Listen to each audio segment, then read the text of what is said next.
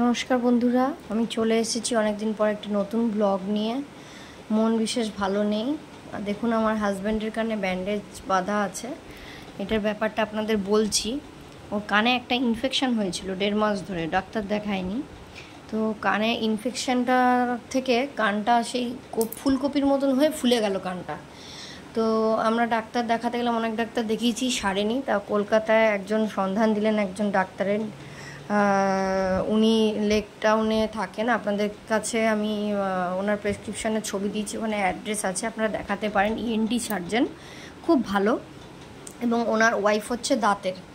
তো আপনারা এখানে দেখাতে পারেন। ওনাকে দেখানোর পরে উনি ইঞ্জেকশনের মাধ্যমে ওই জায়গাটাকে ক্লিয়ার করে ওখানে সেলাই করে দিলেন। করে দেওয়ার পরে মানে 1 সপ্তাহ মতো ওটা রাখতে হয়েছিল। এইটাকে কলিফ্লাওয়ার ইয়ার বলে। এটা যারা রেসলিং করে তারা কানে আঘাত পায়, তো তাদের বেশি হয়। তো আপনারা এটা নেটে সার্চ করতে পারেন। তো আমার হাজব্যান্ডের কোনোভাবে হয়তো আঘাত লেগেছে, বুঝতে পারিনি, হেলমেট পরতে গেছে, কান মুড়ে গেছে বা কিছু একটা হয়েছে, তার থেকে এটা হয়েছে। তো বিভৎস হয়ে গেছিলো। তো সিরিঞ্জের মাধ্যমে রোজ পুজ বার করা হতো। তো এখন মোটামুটি ও ঠিক আছে। আর আমার ছেলে তো জানেন ছোটোর থেকে মোটামুটি অসুস্থতার মধ্যে দিয়ে কেটেছে, থেরাপির মাধ্যমে সব হয়েছে, আপনাদের বলেছি। তো ওর নাকে একটা সমস্যা হয়েছে, নাকটা পুরো ভি শেপের করে হাঁ হয়ে রয়েছে নাকের ভেতরে। ও মুখ দিয়ে নিঃশ্বাস নেয়, নাক দিয়ে নিতে পারে না। তার জন্য স্যার সার্জারির কথা বলছিলেন, কিন্তু এর আগে অলরেডি ওর 2টো সার্জারি হয়ে গেছে, লিপ আর প্যালেট। তো সেই জন্য আমরা স্যারকে বললাম। তো স্যার বললেন ঠিক আছে, একটা লেন্দি প্রসেস আছে, 6 মান্থসের একটা কোর্স করতে হবে। ওকে সেদিনও একটা ইঞ্জেকশন দেওয়া হয়েছে, আবার সানডেতে একটা, নেক্সট সানডেতে দেওয়া হবে। আর এর সাথে সাথে কিছু ওষুধ চলবে। 6 মাসের কোর্স। কিন্তু কি বলুন তো, এটার পরে ওটা আবার ফিরে আসবে কনফার্ম একদম। আর কিছু থেরাপিও স্যার দিয়ে দেবেন, যে এক্সারসাইজ কিছু করাতে হবে সেগুলো। এখন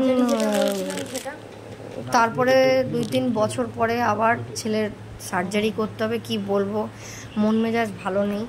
এইটুকু বাচ্চা, আপনাদের আগেই বলেছি, ও যখন হয়েছে প্রিম্যাচিওর বেবি, ওর 6 মাসে একটা অপারেশন হয়েছে, সেটা ঠোঁটটা কাটা ছিল। আর 11 মাসের একটা হয়েছে। তো সেই অপারেশনটা হচ্ছে ভিতরটা, মানে পুরো টাগরাটা আলজি পর্যন্ত চেরা ছিল, ওটা প্লাস্টিক সার্জারি করে ওইটা হয়েছে।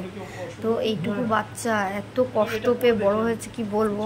তবে আমার ছেলে এত কষ্ট পেয়ে বড় হওয়ার কারণে প্রচণ্ড স্ট্রং তৈরি হয়েছে, যার জন্য মানে ওর ব্যথা যদি খুব বেশি যতক্ষণ না লাগে ততক্ষণ পর্যন্ত মুখে কোনো আওয়াজ পায় না। অন্যান্য বাচ্চারা যেন একটুতে কেঁদে ফেললো, হয়ে গেল, ওর ওই ব্যাপারটা নেই।